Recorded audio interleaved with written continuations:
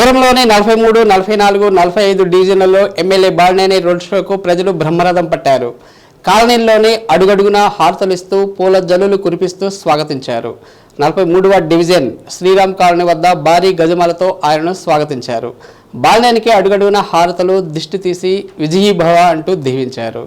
నియోజకవర్గంలో 4,485 కోట్లతో అభివృద్ధి చేశామని తెలిపారు. సంక్షేమ పథకాలకు కొదవ లేదని, పార్టీల పేరుతో ఏరికోరి తీసివేతలు లేకుండా అర్హులైన ప్రతి ఒక్కరికి పెన్షన్లతో పాటు అన్ని పథకాలు అందించామన్నారు.